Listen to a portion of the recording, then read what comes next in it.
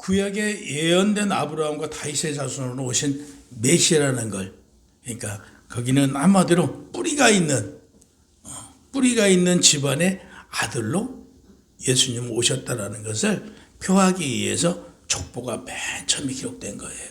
인성을 가지고 인간으로 오신 거잖아요. 그래서 17절 이하에 보면 예수 그리스도의 탄생 경위가 구체적으로 기록되어 있어요. 오늘 우리가 18절부터 봤잖아요. 17절 이전에 보면 첫 번째, 예수는 일반적인 성적 결합이 아니라 동정녀 마리아의 몸을 빌려서 성령으로 잉태된 것이란 말이에요. 그러니까 메시아이신 그리스도가 성령으로 잉태되어 이 땅에 오셨어요. 그분이 하나님 아들이기 때문에 가능했던 거예요. 그리스도가 인류를 구원해야 하는 구원자로 오셨어요. 근데 인간이자 신이에요. 예수 그리스도를 우리가 인성을 부인하면 안 돼요. 그분은 무엇으로 왔다? 우리와 같은 육을 입고 이 땅에 오셨다. 두 번째, 누가? 하나님이 인간의 몸으로 오셨다, 이거예요. 이 둘 중에 하나를 부인하면 이단이에요. 그래서 예수 그리스도는 육을 입고 우리와 같은 사람으로 오셨다. 첫 번째. 그래서 예수 그리스도라고 우리가 예수 그리스도의 이름으로 기도한다는 얘기가 예수는 인성을 나타내고 있어요. 그리스도는 신성을 나타낸단 말이에요. 이렇게 와야만, 그러니까 인성을 갖고 이 땅에 오셔야만 우리의 죄를 사해 줄 수 있었던 거예요. 아담으로부터 지은 죄와 아무 연관이 없어야 돼요. 아담으로부터 온 인류의 죄가 퍼졌잖아요. 모든 사람에게 죄가 전가되었는데 이 죄를 가진 자는 우리를 죄사함을 해줄 수가 없어요. 죄가 있는 자는. 그래서 죄도 흠도 없는 하나님의 아들을 이 땅에 보내셔서 30년 동안 죄도 흠도 없도록 그렇게 사셨고, 그래서 죄와 승리한 예수 그리스도가 우리의 죄를 사해 줄 수 있었던 거죠. 예수의 탄생은 이사야 선지자가 예언한 걸 성취한 거예요. 이사야 7장 14절 말씀이죠. 그러므로 성도는 하나님께서 쓰시고자 할 때 아무 때나 우리는 아멘 하고 응답할 수 있어야 돼요. 하나님은 언제 어떻게 쓰실지 몰라요. 요셉을 보니까 그렇잖아요. 요셉이 상상도 못했어요. 이스라엘의 문화는 결혼하기 전에 먼저 정혼을 한단 말이에요. 그러니까 정혼을 하고 1년 후에 그 아내를 데려와요. 결혼이 되는 거예요. 우리도 그랬잖아요. 예전에는 약혼을 했었잖아요. 그 약혼 후에 결혼을 했잖아요. 그러듯 이스라엘의 전통적인 문화가 그거예요. 정혼을 하고 1년 정도 있다가 데려와요. 근데 이때 아니 예수님 탄생이 그 초창기에 된 게 아니고 이제 정혼을 하고 혼인을 해야 될 때예요. 1년이 다 갈 때쯤에 성령으로 잉태가 된 거예요. 그러면 요셉의 입장에서는 얼마나 신혼을 꿈꿨을 거 아니겠어요. 요셉도 참으로 놀랬죠. 근데 이때 주의 사자가 나타나서 오늘 본문의 말씀처럼 그는 성령으로 잉태된 것이니 두려워하지 말고 데려오래요. 근데 온 인류에 단 한 번도 없었어요. 요셉도 주의 사자가 밤에 나타나서 그런 얘기를 했지만 이게 믿어야 될지 말아야 될지 아니 한 번도 경험도 없는 일이고 이 세상에 한 번도 없었던 일이잖아요. 그러니까 믿으면서 주의 사자가 꿈에 현몽을 해주니까 믿으면서도 의심했던 거예요. 사실일까 말까 했지만 그래도 요셉은 의인이었어요. 요셉은 의인이었기 때문에 그는 하나님의 말씀을 믿었던 거예요. 믿음으로. 그래서 그는 마리아를 데려오기로 마음을 먹잖아요. 근데 가장 황당했던 사람은요, 마리아예요. 아니, 남자하고 잠을 안 잤는데 임신을 했어요. 이게 지금 무슨 일일까? 제일 가장 황당했겠죠. 배가 불러오니. 역시 마리아에게도 죄의 사자가 성령으로 잉태한 것이니 걱정하지 말라 그래요.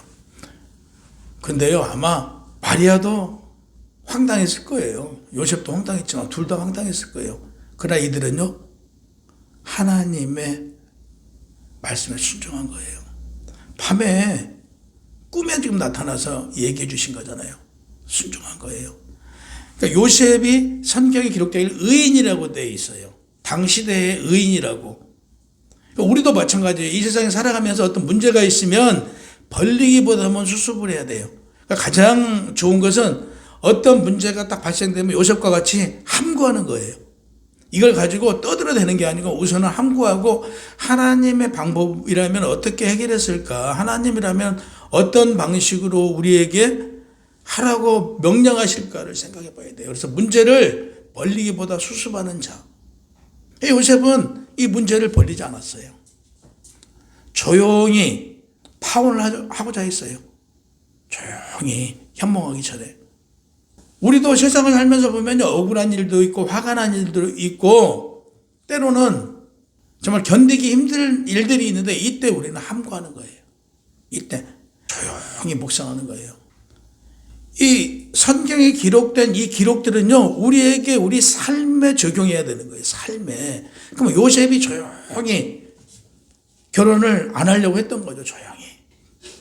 우리도 어떤 문제가 생기면 문제를 벌리기보다 우선은 어떻게 수습을 할까? 어떻게 해야 하나님의 방법일까? 하나님 영광을 어떻게 하면 이 문제를 가지고 드러낼 수 있을까? 이걸 먼저 생각해야 된다는 얘기죠. 우리 어때요? 우리 모습을 보자고요. 오늘 최 집사님 기도 속에서 그렇지만 하나님 뜻대로 우리가 살지 못해요. 어떤 문제가 생기면 그걸 기도해보고 하나님의 방법이 무엇일까 생각하기 전에 바로 올라오잖아요. 바로 전화 들고 바로 화내잖아요. 그러니까 이거 하지 말래요. 우리가 요셉이 지금 마리아의 탄생과 관련해서 요셉이 하는 걸 보면 우리가 누구 뜻대로 산다고요? 하나님 뜻대로 살기를 작정했던 우리잖아요. 그러면 하나님의 뜻이 무엇인가? 그 뜻대로 우리가 살아야 된다 이거죠. 당시에 정혼한 여자가요, 애를 배면 어떻게 될까요? 돌로 쳐 맞아 죽어요. 근데 이때 요셉은 티내잖아요. 조용히 헤어지려고 생각을 한 거예요. 이때 두려워하지 말고 데려오라고 성령께서 말씀하신 거예요. 이어서 보세요. 아들을 낳으리니 그의 이름을 예수라라. 이는 자기 백성을 그들의 죄에서 구원할 이심이니라. 모든 것은 선지자로 하신 말씀을 이루려고 하심이라. 이렇게 했어요. 예수라는 이름. 그 교회 가심 속에서 부르실 때는 아멘하고 순종하는 거예요. 아멘하고 어떤 일이 됐든 간에. 이게 요셉이 진행했던 믿음이고 마리아가 순종했던 믿음이에요. 그래서 우리는 하나님의 아들이 된 이상, 하나님의 그 나라 백성이 된 이상 우리에게는 노가 없어요. 무조건 아멘이에요. 그래서 예수는 이 땅에 오신 예수, 인성과 신성을 지닌 예수. 이 세상에 어느 누구도요, 이 세상에 어떤 사람도 인성과 신성을 지닐 수 없어요.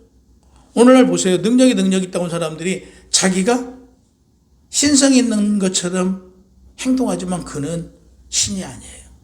인간일 뿐이에요. 조금 남다른, 우리로 말하면, 그리스도인들로 말하면 약간의 은사가 있을 뿐이에요. 약간의 은사가 있을 뿐이에요. 그런데 마치 되는 것처럼 신처럼 행동하려고 그러잖아요. 하나님은 영이시며 라고 요한복음 4장 24절에 말씀하고 있어요. 반대로 인간이 죄를 지은 육체적 존재로서 거룩하신 하나님을 뵙는 순간 사람들은 다 죽는다라고 사사기 14장 22절에 말씀을 하세요. 그러니까 우리가 인간은 하나님을 뵈면 어떻게 된다고요? 인간은 하나님을 뵙는 순간 죽어요. 사사기 14장 22절에 분명히 기록되어 있어요. 그런가 하면 요한복음 4장 24절에 하나님은 뭐라고요? 하나님은 영이시라고요. 예수님은 사람이면서 영이시란 말이에요. 온 인류의 유일무이한 한 분밖에 없는 예수님이에요. 우리가 21세기가 되면서 모더니즘이라고 그래요. 포스트 모더니즘. 21세기가 되면서 이게 무슨 말이냐면 이 시대에는 풍미하는 시대라고도 해요. 이 시대를 두고 이러한 시대의 특징은 고정적인 가치관을 깨요. 고정적인 가치관을 믿지 않으려고 그래요. 그러니까 다원주의. 오늘날로 말하면 서구에서는 서구에서도 그렇지만 우리나라에서도 마찬가지예요. 문화, 예술, 종교 다방면에서 뭐라고 그래요? 오늘날 예수 외에도 구원이 있다라고 그러잖아요. 지금 불교에서도 구원이 있대요. 이 불경에 구원이라는 단어는 없어요. 단어가 없어요. 그래서 큰 스님들도 구원은 오직 예수밖에 없다라고 얘기를 해요. 근데 오늘날 구원이 있는데 어떤 구원이 있대요? 우리 예수를 믿는 사람은 반드시 구원에 이르가는데 이 사람들은 이렇게 돌아서 가서 예수를 구원을 받는데. 그런데 이게 다 종교에서만 이런 얘기를 하는 게 아니고요. 그리스도 안에서도 교회 안에서도 이런 얘기를 해요. 이게 다원주의 사상이에요.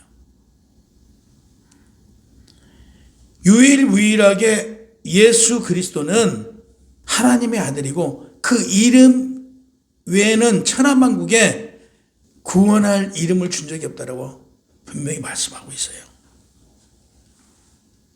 마호멧이나 석가 우리와 같은 인간이에요. 인간. 그래서 어떤 경우도 중보자가 될 수 없어요. 오직 중보자는 예수 그리스도 외에는 없어요. 우리는 하나님께 직접 기도할 수 있다는 게 좋은 거예요. 어떤 교단은 예배하면서 회개 기도를 하는데 내가 한 일을 다 입으로 예배 전에 예배하면서 다 입으로 시인을 한대요. 그런다고 해서 하나님께서 용서해 주시고 그러지 않는다고 해서 용서해 준 게 아니잖아요. 기도는 은밀하게 하는 것이고 우리 죄는 입으로 구하는 건 맞아요. 그러나 그걸 꼭 교회에 와서 해야 된다? 그것은 아니란 말이에요. 그러니까 우리 죄는 우리 안에 누가 계세요? 하나님이 계시기 때문에 다 알고 계세요. 그래서 하나님께 구하는 거예요. 그래서 용서를 구하는 거예요. 그래서 회개는 어떤 경우든 내가 한번 저지른 일을 회개하고 나면 다시 저지르지 않겠다라는 게 회개예요. 또 죄 짓고 또 죄 짓고 또 죄 짓고 이것은 회개가 아니에요. 인간 스스로는 구원받을 수 없어요. 어떤 인간이 구원해 줄 수 없어요. 내가 회개하고 내가 구원의 길로 갈 수 있대요. 이건 있을 수 없어요. 구원은 오직 예수 그리스도 외에는 없어요. 21절에 주의 사자는 요셉에게 태어날 아이의 이름을 예수라라 했어요. 예수의 뜻은 여호와가 구원하신다라는 뜻이에요. 예수의 뜻은요? 구원하신다라는 뜻이에요. 처음에 야훼, 여호수아, 예수와 오늘날 우리가 부르고 있는 예수 다 같은 이름이에요. 천사가 말하기를 이는 그가 자기 백성을 저희 집에서 구원할 자라고 이렇게 말했잖아요. 예수가 오신 이유 구원하러 오셨어요. 구원하러. 그러니까 예수님이 이 땅에 오셔서 하실 일이 뭐냐? 구원하시는 일이에요. 우리들의 죄에서 구원하는 일이 예수님의 목적이고 일이에요. 그래서 이 땅에 오신 거예요. 그럼 우리의 존재의 가치는 얼마나 크냐? 우리의 존재의 가치는 추상할 수도 없어요. 우리가 상상할 수도 없어요. 그 가치에 대해서는. 왜? 하나님의 형상대로 우리 한 사람 한 사람 만들었기 때문에 우리 성품 하나하나가 세상에 둘도 없어요. 잘됐든 못됐든 간에 이 성품은 나 하나밖에 없어요. 이 세상에 유일무이하게. 이 세상은 죄로 인해서 모든 게 문제가 됐던 거예요. 유엔 헌정에 보면 세계 인권선언 그리고 각 나라 헌법에 보면 인간의 가치에 대해서 말하고 있어요. 그러니까 인간의 가치와 존엄성에 대해서 말하고 있는데 인간답게 살 인권이 보장되어야 한다라고 다 기록되어 있어요. 우리나라 헌정에도 그렇게 기록되어 있어요. 우리의 인권이 보장되어야 한다라고요. 그러면 자, 여기서 예수님이 왜 지금 기근과 질병과 전쟁과 여러 문제들이 지금 발생되고 있잖아요.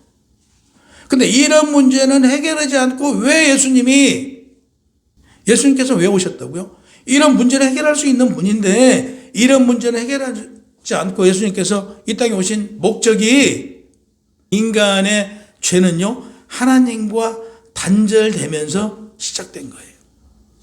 죄가. 그래서 우리가 하나님과의 관계가 끊기면서 이때부터 죄는 활개를 쳐요. 이 죄가 오늘날 모든 문제의 뿌리예요. 우리 심령을 놓고 보자고요. 우리가 어떤 조그마한 것도 죄를 안 지면 떳떳해요. 그렇죠? 만인 앞에 떳떳해요. 내가 당당해요. 근데 어떤 죄를 지면 이건요, 당당하지 못해요. 무엇인가? 움츠러들기 시작해요. 그러니까 내 개인이 그러듯 이 세상도 마찬가지예요. 내가 당당하면 어깨 펴요. 근데 내가 떳떳지 못하면 나도 모르게 움츠러들어요. 근데 이게 원인이 죄로부터 시작된다. 죄의 근원을 해결함으로써 총체적으로 해결해 나갈 수 있어요. 그래서 우리는 하나님께 구하는 게 지혜를 달라는 이유가 뭐냐면 이 죄에 대한 문제를 어떻게 해결해 나갈까예요. 우리가 요셉을 보면서 요셉의 인내, 요셉의 문제를 벌리기보다 문제를 해결하려고 하는 그 믿음, 우리가 볼 수 있어야 된다 이거죠. 그러니까 우리가 성경을 보면 무엇을 볼 수 있어야 된다고요? 미래를 봐야 돼. 미래를. 성경을 보면서 오늘 지금 요셉을 보면서 우리가 무엇을 배워요? 미래를 봐야 된다고. 그러면 요셉이 어떻게 했어요? 요셉이 마리아가 임신을 했어요. 근데 이걸 벌리면 마리아가 죽어요. 기도했어요. 두려워했어요. 이때 하나님의 천사가 나타나서 꿈에 현몽을 해줘요. 사자가. 이 순간 마리아가 임신한 걸 알고 이거 벌렸어 봐요. 예수 그리스도가 이 땅에 못 태어나요. 마리아는 죽었다니까요. 그러니까 인류에 얼마나 큰 손실을 입을 수 있었던 이 순간을 요셉의 인내, 요셉의 지혜, 요셉의 문제를 벌리기 전에 문제를 어떻게 해결해야 할까라는 이 생각이 의인이 된 거예요. 의인. 우리도 의인의 삶을 살려고 보면 이런 요셉과 같은 지혜가 있어야 된다고요. 인내가 있어야 되고. 우리 김 집사님에 대해서 이미 성경에 다 기록되어 있어요. 이미 다 들어있어요. 어떻게 살아야 된가. 그러면 김 집사님이 어떻게 살면 마지막 날에 네가 하나님 나라에 갈 수 있는지, 영원한 생명에 들어갈 수 있는지를 이미 기록해 줬다고요. 그럼 우리가 이대로 살면 되는 거예요. 성경대로. 그래서 우리에게 하나님께서 가장 큰 선물은 임마누엘, 예수. 임마누엘의 뜻은요, 하나님께서 우리와 함께 하신다라는 뜻이에요. 하나님께서 우리와 함께 하신다는 뜻이에요. 임마누엘의 뜻이. 그러면 임마누엘 예수를 보냈어요. 이 땅에. 그러면 이미 하나님께서는 누구와 함께 해요? 예수를 통해서 우리와 함께 한다는 뜻이에요. 이미 하나님께서는 우리와 함께 하고 싶어 해요. 하나님께서는 우리와 함께 하고 싶어 하시는데 우리가 죄로 인해서 하나님을 멀리해요.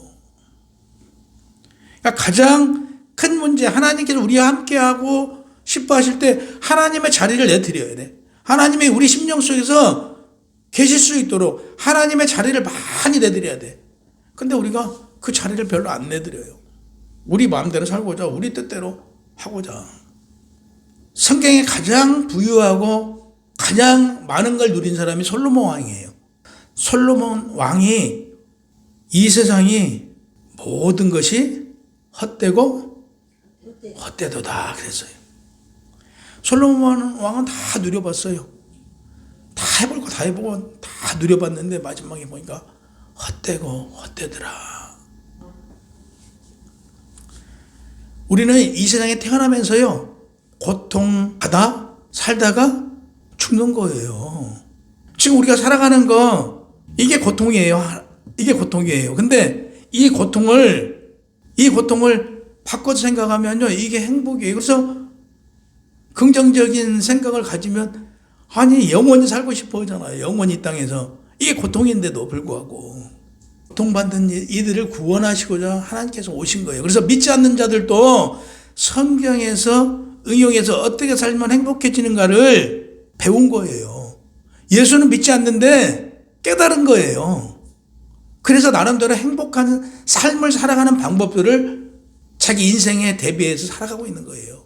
근데 하물며 믿고 있는 하나님의 자녀들인 우리는 어떻게 살아야 되는가 이거죠. 더 하나님의 말씀 안에서 무엇이 행복인가, 무엇이 하나님께서 우리에게 추구하고 우리가 이 땅에서 행복한 삶을 살 수 있는가를 성경 안에서 찾아내야 돼요. 아까 말씀드린 대로 우리에게 가장 큰 축복은 임마누엘 예수. 우리 김 집사님한테 가장 큰 선물이 하나님께서 주신 임마누엘 예수. 그래서 우리는 뭘 해야 되냐면 하나님께서 우리 안에 계시는데 그 자리가 크게 하나님께서 온전히 나를 인도하실 자리를 내드리는 게 우리의 삶이다. 그래서 우리는 기도를 무슨 기도를 해야 되냐면요. 임마누엘 예수님이 나와 함께 해주시기를 기도해야 되는 거예요. 하나님이 우리와 함께 하신다 그러잖아요. 그러니까 임마누엘 하나님이 나와 함께 하도록 우리는 기도해야 되는 거예요. 이게 우리가 궁극적인 목적이고 믿음 생활하는 목적이다 이거죠. 하나님이 나와 함께 해주셔야만 내가 마지막 날에 영원한 생명으로 갈 수 있기 때문에요. 이사야 41장 10절에 보면 두려워 말라. 내가 너와 함께 함이니라. 놀라지 말라. 나는 내 하나님이 됨이라. 내가 너를 굳세게 하리라. 참으로 너를 도와주리라. 참으로 의로운 나의 오른손으로 너를 붙들리라 그랬어요. 그러니까 우리는 누구에게 붙들림 받는 자가 되어야 된다고요? 하나님께, 하나님의 오른손에 붙들림을 받는 자가 되어야 돼요. 그러기 위해서는 문제를 벌리기보다 해결하는 자의 삶을 살아요.